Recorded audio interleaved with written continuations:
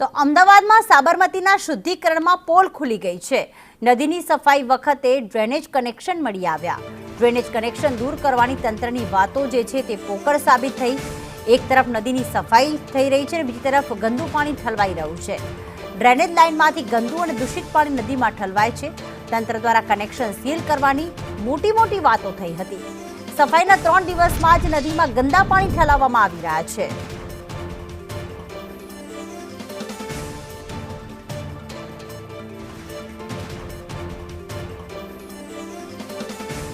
અમદાવાદની સાબરમતી નદીનું શુદ્ધિકરણ શરૂ કરવામાં આવ્યું છે। સાફ સફાઈ અભિયાન શરૂ કરવામાં આવ્યું છે। ત્યારે જ્યારે નદીની સાફ સફાઈ અભિયાનની શરૂઆત કરવામાં આવી ત્યારે કેટલાક ડ્રેનેજ લાઇનના કનેક્શન પણ મળી આવ્યા હતા। ત્યારબાદ તંત્ર દ્વારા કનેક્શનને સીલ કરવાના એટલે કે નદીમાં જે ગંદુ પાણી ઠલવાય છે તેને બંધ કરવા માટેની કામગીરી અને જે કાયદેસર પગલાં લેવાની વાતો કરવામાં આવી હતી, પરંતુ વાસ્તવિકતા કંઈક અલગ જ સામે આવી રહી છે। શુદ્ધિકરણ શરૂ કરે 3 દિવસ જેટલો સમય થઈ ગયો છે, પરંતુ હજુ સુધી આ જે ગટરના ગંદા પાણી છે તે નદીની અંદર ઠલવાઈ રહ્યા છે। આ ડ્રેનેજ કનેક્શનો જે મળી આવ્યા હતા તે હજુ પણ અહીંયા ચાલુ જોવા મળી રહ્યા છે। કોઈ પણ કામગીરી છે કે સીલ કરવાની પ્રક્રિયા છે તે હજુ સુધી શરૂ નથી કરવામાં આવી અને અત્યારે જોઈ શકાય છે કે એક તરફ સાબરમતી નદીની સફાઈ જે છે તે કરવામાં આવી રહી છે, જે કચરો છે તે દૂર કરવામાં આવી રહ્યો છે, પરંતુ બીજી તરફ આ જ નદીની અંદર ગટરનું ગંદુ જે દૂષિત પાણી, કચરો, જે ખૂબ જ કચરાવાળું પાણી છે, દુર્ગંધ મારતું આ પાણી છે તે અત્યારે હાલ નદીની અંદર ઠલવાઈ રહ્યું છે અને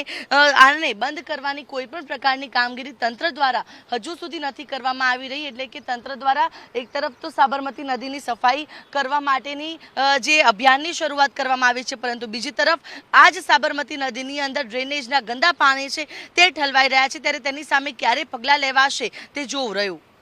કેમેરા પર્સન મનીષ વાણિયા સાથે આયુષી યાજ્ઞિક, સંદેશ ન્યૂઝ, અમદાવાદ।